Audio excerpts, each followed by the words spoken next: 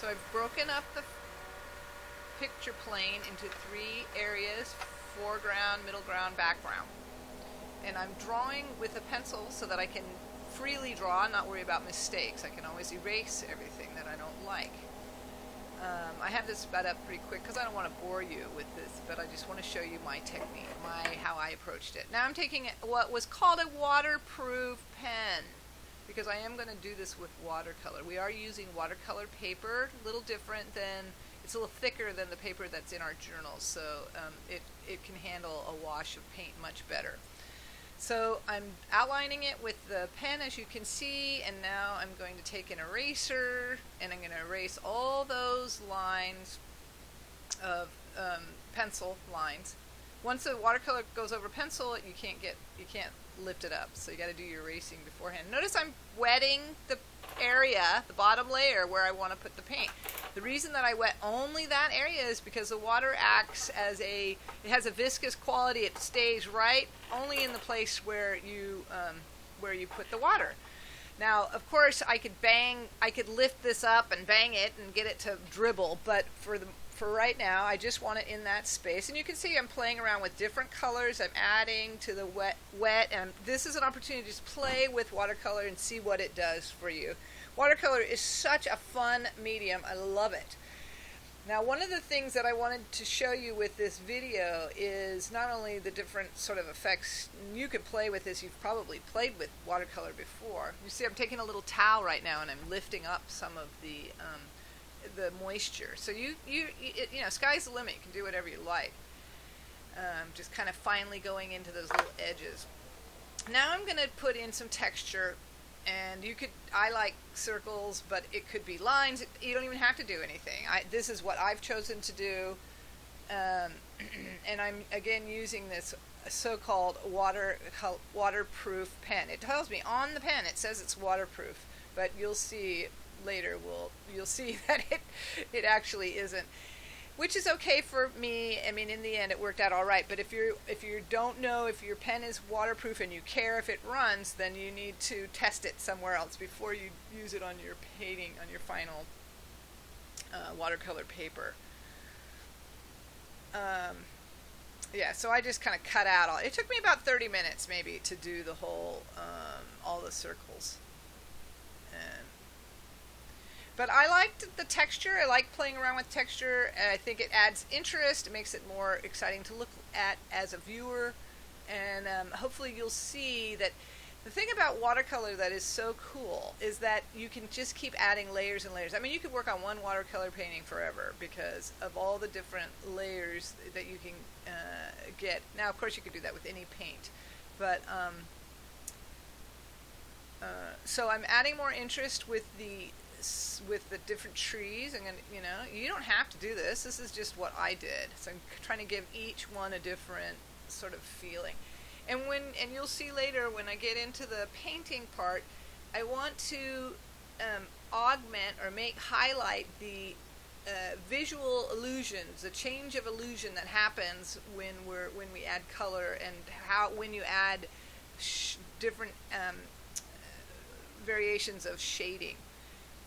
It causes an optical illusion, because of course this is a flat surface, but you can see already there's changes in the way you perceive the space because of the lines that are put down. That's the beauty of art.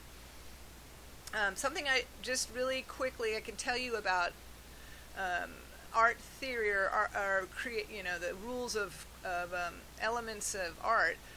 When you break up the space, you're working on a two-dimensional surface, so we don't have the third dimension of width, of depth, excuse me.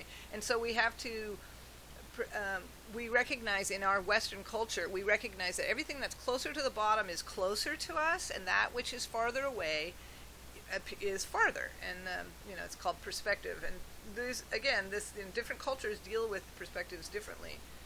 But that's what we're used to. And colors will affect your perspective too. And we can talk about that maybe another time. That's really not my purpose to get too deep into.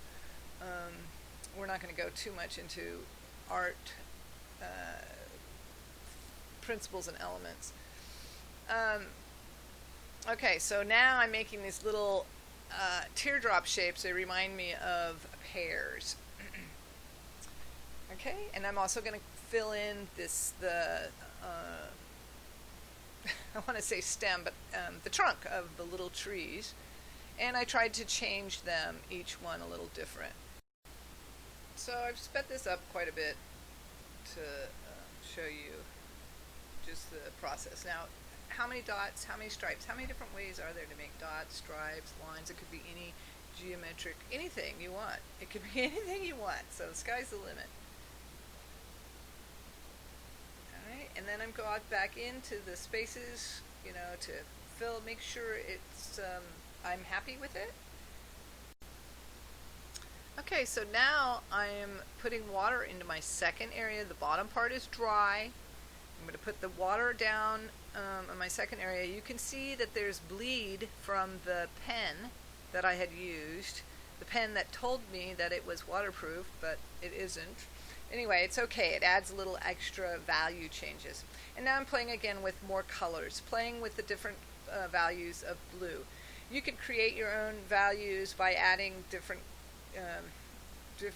colors to the blue.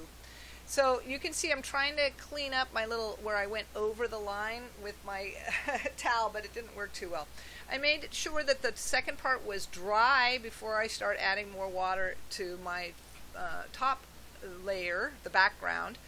I want everywhere I put water is going to make that paint flow. That's called wet on wet in watercolor, the technique. You could paint it dry, wet and dry, which would, if the background was dry, you could just put the paint in, but it doesn't have the same, it doesn't flow the same way as it does wet on wet. I tend to do wet on wet a lot because I like the colors flowing. And even with this, you can see I've put this green back there, and now I'm putting in some blue, and I'm going to play with where the blue ends, the sort of horizon line I'm creating in the sky, where the sky ends and the ground begins in a way. Okay, now what I'm doing, and very quickly it appears, I'm adding some dimension, and this is what I love about watercolor. Here's my little pears, so I made them yellow, and then I'm going to, I'm just trying to give a little bit a dimension to these spots. At first they look like cutouts in the figure, in the tree, but now I'm going to put a little value on it. Notice how I just do a little bit on the side, and it gives it dimension. It makes it start to appear that it's coming out towards you, and that is the beauty. I just love doing this. Okay, even this weird design, if I just add some color on the corner, oops, sorry about that, it's a funky, there you go. If I just add some color just in the corners like that, it gives it a new optical look, right?